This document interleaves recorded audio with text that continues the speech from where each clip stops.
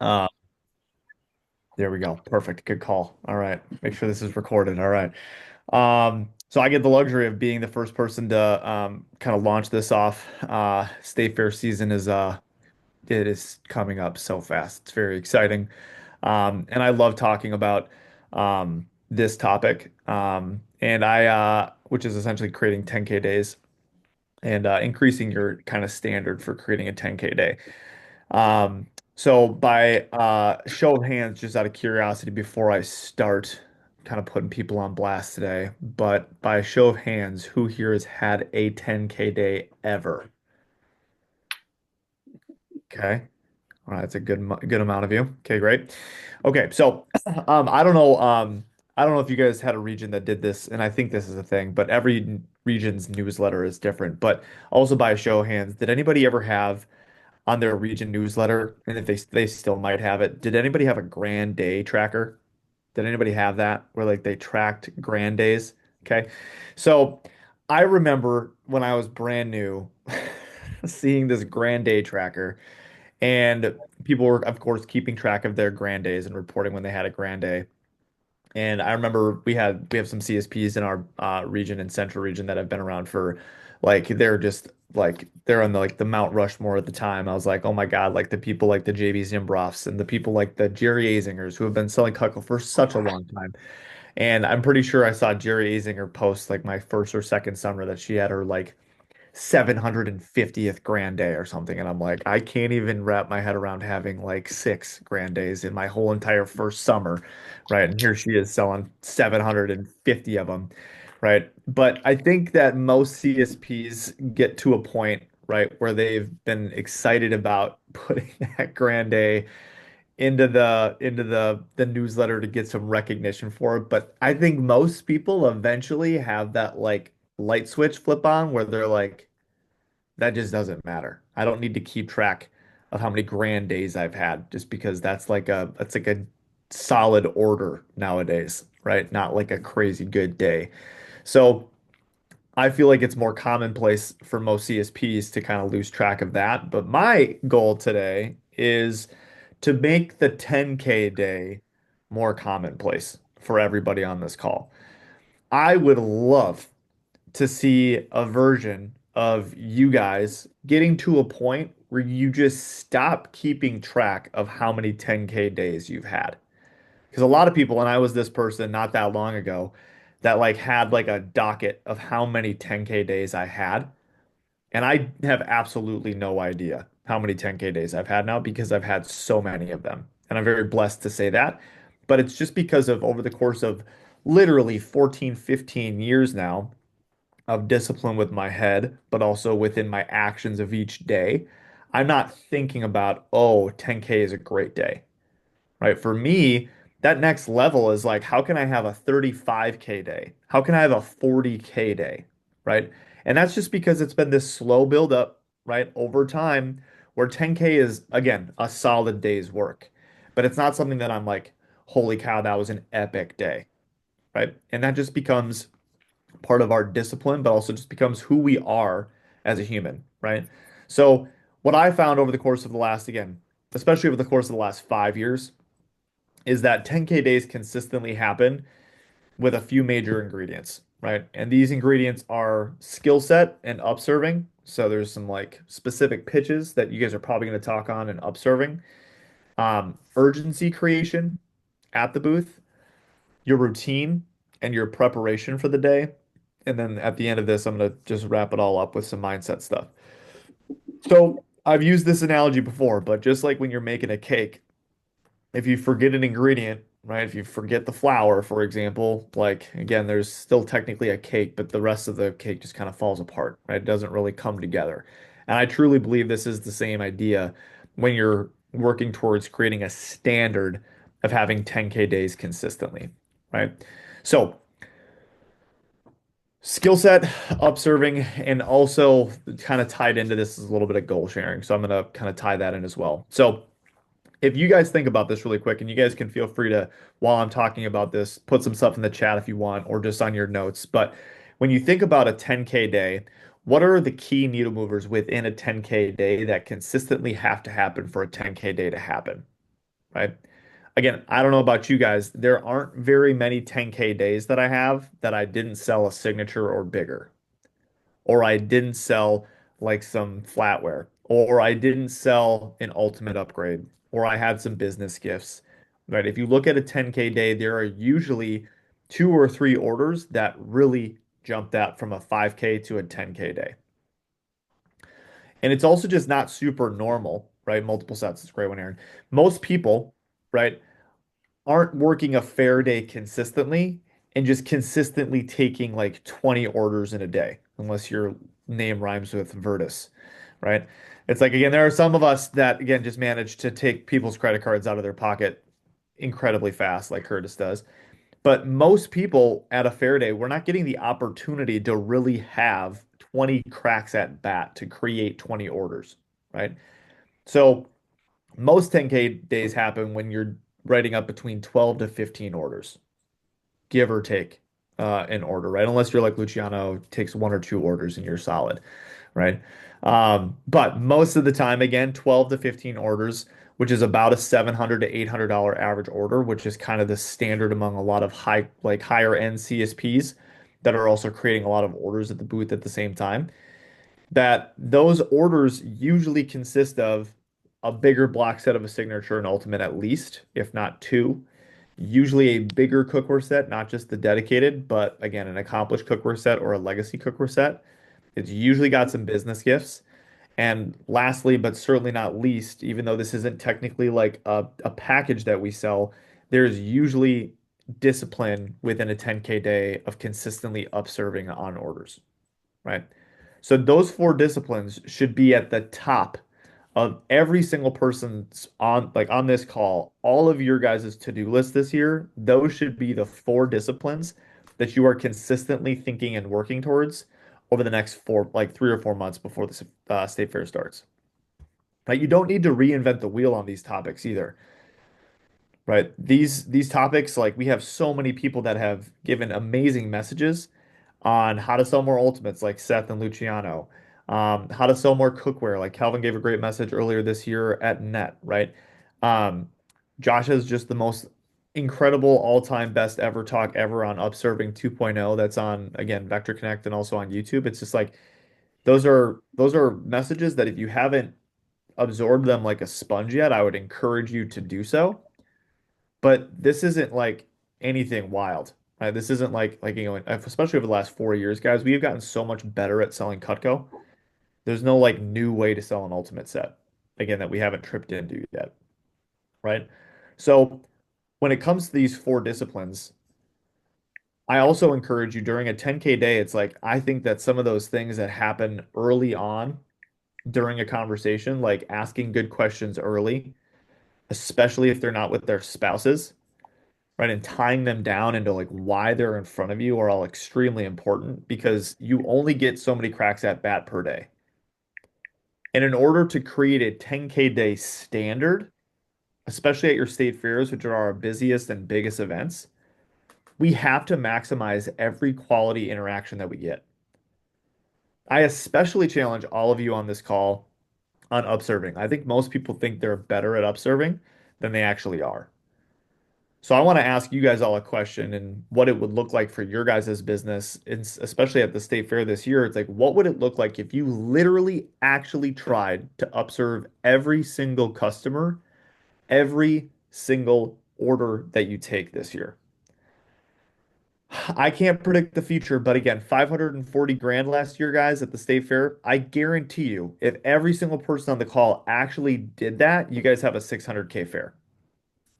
Like plain and simple. Whether you like it or not, you're talking to the same amount of people.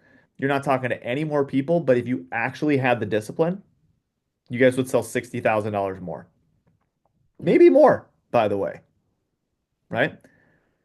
So I would challenge you on all of these fronts, right? That if you're not intentional with your scripts, these are the scripts again. So bigger block sets, so getting good at selling the signature in the ultimate set, right? Getting good at selling the pieces in the accomplished set and the legacy cookware set. Getting good at pitching business gifts and specifically asking every single customer every single time if they by chance give gifts or own a business, right? And every single time making sure that, hey, just so you know, if you did this, I would do this. So some nuggets specifically on the upserving aspect, because I do believe this is one of the biggest needle movers to having a 10K day. And I'm very humble in this. I have taken basically everything that I've learned with upserving from other people. So I am not a savant on this stuff. Most of the things that I'm going to share with you in the next like couple minutes is just people that I've worked with, that slash heard that I've started using their verbiage, and I've found that it does a great job of clicking. So one of the things that I love about, again, a lot of you guys have heard Philip talk about upserving, but also just Philip Tice talk in general, um, is when he is upserving, one of the things that I think he's so good at is specifically one of the things that I think Philip's superpower is taking a person from a set to just a bigger set. So like they settled on a homemaker, they had interest, but budget or whatever didn't make sense. So here's some verbiage that I love that Philip uses that just is so casual, it's so calm, but it also is just a very straightforward question that isn't salesy. It's just to the point. So, hey, Mrs. Jones, Mr. Jones, before I run this, and by the way, just so you know, I'm completely okay, right, if the order stays where it's at right now. But since you mentioned that maybe eventually down the road you actually might want the signature set or the family set, right? You might consider upgrading into that down the road anyway, just for fun, because we've got these goals that we're working at the fair today. We're trying to sell $50,000 just at this booth today, or we're trying to sell $50,000 at the fair today, or we're trying to sell 10, I'm trying to sell $10,000 today just alone at the fair.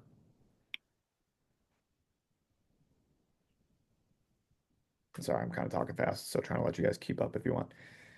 But because we're working towards this goal, whatever it is, could I just show you what it would look like if you wanted to do the bigger set now versus later? That isn't rocket science at all. Philip just asks the question. And most people at the booth, they sell a set and they're like, oh, yes, I got him to get a set of knives. And that's just not it. I have found, guys, the people that have consistently 15, 20, 25K days at the booth, when they sell a set, it's go time. It's not, oh, cool, I got a set. Let me just be excited about that set. It's, hey, like pedal to the floor. How can I now get a person that's spending $1,600 to spend $2,600? Right? Because by the way, we all know this. It's easier to take a person from $1,000 to $2,000 from zero to 1,000. Okay. Now, another upserving thing that I think is really important, especially when you guys are, again, intentional around packages, which I know your guys' state fair team is hyper intentional around packages, is I got this nugget from Blake Fox a couple years ago. And I just love how he talks about it, especially with packaging and how he's using the purchase of the knife set to get them more stuff. So, something that Blake Fox says is he'll say something along the lines of, hey, just so you know, because you're probably not going to be buying knives again because we just got your forever set of knives. Unless again 5, 10 years down the road you want to upgrade into the bigger set. But right now, just so you know, because you're getting the knives, what my smarter customers do is they that have interest in some of our other packages that we sell is they leverage this knife purchase against everything else that we sell, and they can double dip on the savings on both the knives and any other package that they have interest in. So since you mentioned you may be interested in upgrading your flatware at some point down the road, can I just show you what that would look like if we leveraged your knife purchase against the flatware? That leverage word, guys, is a cheat code. It's unbelievable how many people are like, oh yeah, I'm smart. I like to be a smart customer, and I like leverage. Right. And by the way, just remember, it can literally be any package. And yes, I can post that line for sure. Just remember, guys, you don't have to be afraid when you guys are upserving to give a deal either. Again, the likelihood of, and again, this is something that I've come to realize over the course of the last like 7, 8 years working my state fairs consistently. The likelihood that you are actually going to see this customer that is in front of you buying a homemaker or an ultimate set from you right now, next year, with the universe colliding for you not to be talking to somebody already, for them to be at the fair and then to see you at the specific booth that you're at is so slim. Don't like sell and buy the lie from yourself that, oh, we'll just get it to them down the road. I don't have to go the extra mile to just ask the question to see if they're open to it. Okay. So just do it. Just try to upserve, try to sell them the package, try to sell them the bigger knife set. Just do that. Get outside of your comfort zone. Again, ask it in a calm and casual way, but you'd be surprised how many people will at least entertain it. And if you give them a deal and make it too good to be, again, a thing to pass off, and it doesn't have to be crazy, by the way, but I'm not above taking $100 off the cost of whatever the cost is on the sales sheet. And I'm not above taking an extra 50, 60, $75 off of the knife set that they're buying too and throwing in another couple of gadgets. I'm okay with that because that's adding an extra 1,500, sometimes 2,000, maybe 3,000 CPO to the order. Okay, so get out of your own way when it comes to upserving. Now, something I also want to mention is something that I found that has helped extremely in the last couple of months specifically that I think this is again pertinent information for all of you guys to have within creating urgency at the booth. When you guys are creating urgency at the booth, I have found, and again, I don't know the total cost of the New York State Fair, but from what I have heard, you guys have an expensive event, right? I work the State Fair of Texas. It's expensive. Okay. I got the opportunity earlier this year to work this event called KBIS, and it's $1,000 a day to work it.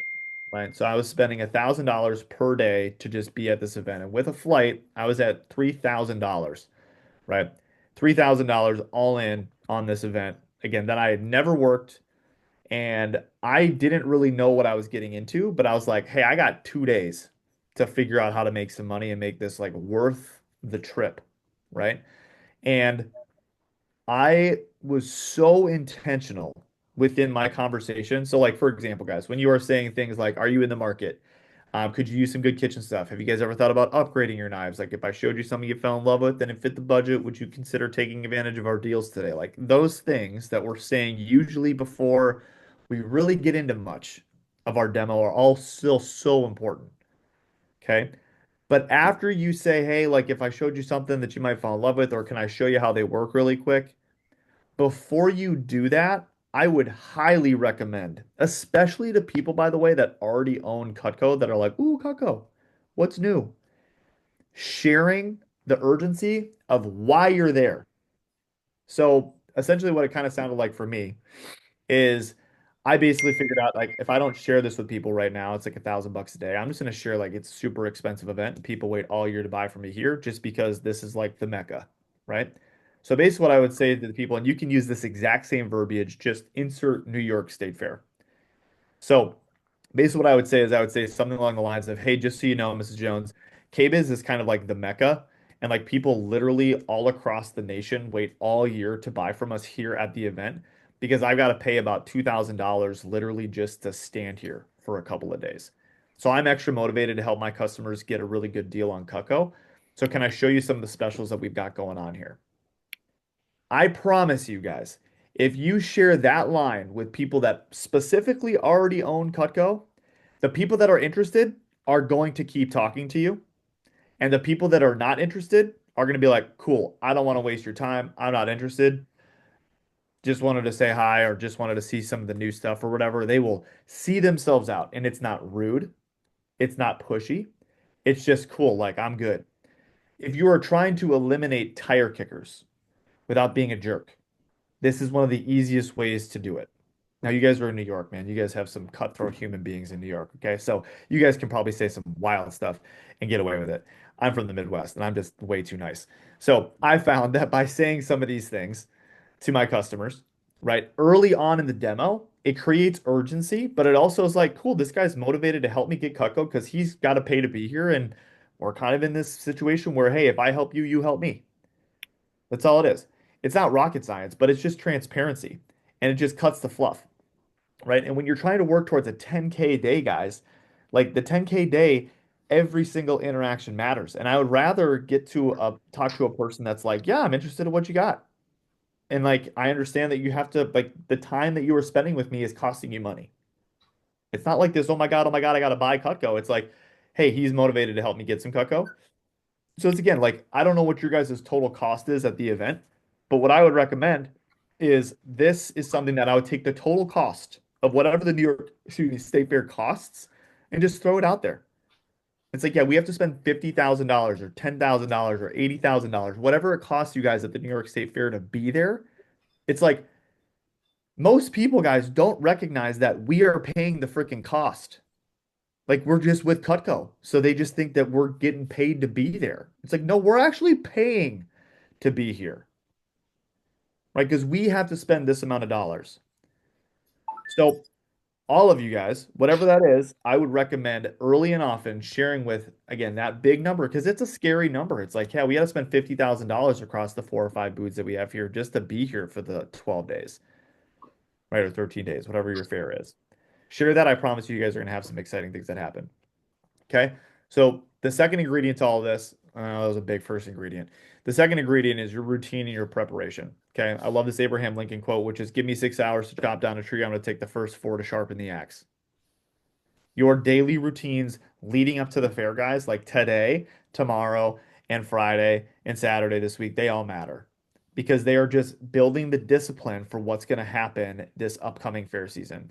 You don't just start getting up early and start going to the gym the second week of August. You just don't do that. You have to build yourself to that. So by the time the Super Bowl happens, which is your guys' state fair, and you guys sell so freaking much Cutco in 13 days, it's like you got to be prepped now. So your daily routines and what you are preparing for now are what are truly going to allow you to move that 5, 6, 7K average into a 10K average. Right. So again, you have to ask yourself right now, does your typical routine right now look chaotic? Is it unorganized? Are you flying literally by the seat of your pants? Or are you in line with what you're trying to cultivate, which is calm, abundant, big orders? Right? James Clear talks about it. I will like say this quote until I'm dead, which is we don't rise to the level of our goals, but we fall to the level of our systems. And your goal is your desired outcome. Your system is a collection of daily habits that help you get there, right? So you have to ask yourself, what is that standard that you are holding yourself to, right? You have to ask yourself over the course of a, again, 13-day period of time. It's like we always talk about the tip of the iceberg. We see the tip of the iceberg, but there's so much underneath, right? That's the same thing for your guys' systems and habits. Underneath is the systems and habits. What you see at the top of this little iceberg of, oh, cool, Liz had a 600K year this year. It's like, yeah, you see that on the report, but you don't see everything that was happening beneath it to make that happen. And that's what's going to create a $10,000 average. It's like I can show up, guys, and know with confidence that I'm probably going to sell more than $10,000 in a day during my state fairs because of the discipline that I've built over the course of now literally years. Not just, oh, I'm just going to show up because it's go time. You show up for it's go time, I promise you, you're going to be sick as a dog by the end of the fair. You're not going to be in great shape. You're not going to eat healthy. You're just not going to feel good. Sure, you might have made some money, but I promise you, you probably could have made more money had you had better habits leading into the fair. Okay. So you have to ask yourself right now, be honest with yourself. What are your daily habits? Are you getting the things on your to-do list done in a timely manner on a consistent basis? And if you're not, you need to figure out what is taking your time away from getting the things that you need to get done. Is it scrolling? Is it video games? Is it just spending time on things that don't really matter? Okay. You have to ask yourself that question now so that you are truly the $1 million racehorse running on the best ingredients with the best food at the time when it matters. Okay. Your third ingredient is your mindset. Okay. So at the end of the day, all of this to say, if you don't believe that you should have a $10,000 day standard or a 10K day is, hey, congratulations, I just showed up for work today. If you don't have that belief that that's normal, it's not going to happen. It's just not going to happen in a consistent basis that you want it to, right? Brandon and Matt, I remember this back in 2019, pre-COVID, they went to Japan for the first time. And again, there's like this very real thing of like first event pop, first base pop, but they were at this base and they blew it out of the water, right? I think they both, between the both of them, sold like $150,000 of Cutco, like combined between the two of them in the course of like 6 days, right? It was nuts. And again, one of the things that I feel like Brandon did a great job of taking from that lesson was like, hey, release the limitations that you think that exist. Right now, if you think that a $10,000 day is a big day, I know for a fact it's going to be hard to get to 10K. Act as if. Act as if $10,000 is what you have earned and deserve and what should happen, right? So I walk into every single day now thinking, oh, $10,000, that's a good start. I hope I'm at $10,000 by 2 p.m. And then I got 7 hours to go, right? And again, you're not going to see very many people, and you probably have noticed this within your own team. You're not going to see a Josh Muller, for example, sell $15,000 by the time it's 4 o'clock and maybe like, cool, I'm going to go grab a soda. Or, oh, I'm going to take a couple laps now. I'm going to just take a load off.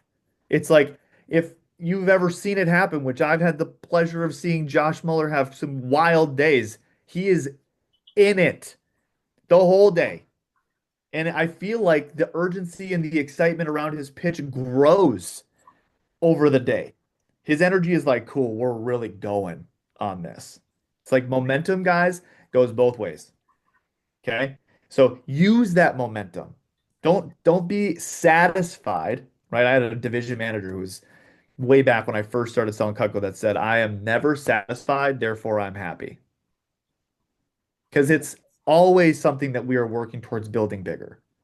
It's okay to take the pure joy and be excited about it, right? But at the same time, it's not like we're sitting here being like, cool, I got my nut today, so now I can just chill, right? I'm not a squirrel just being like, cool, I just got what I needed to get by for the day. No, it's like, cool, like how big can I make this, right?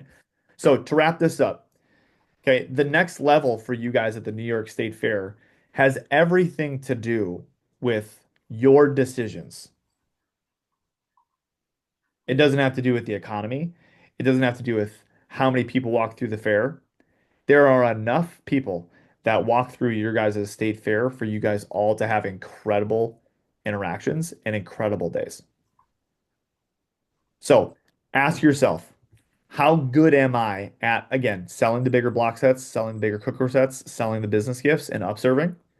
How can I make sure that I'm intentional about what I'm saying to make sure that I maximize those upserves, right? What am I doing on a consistent basis to make sure I'm creating urgency within my interactions for my customers? How can I get the fact that I have to pay money out of my pocket to be here, but I'm here to help customers get Cutco because of that?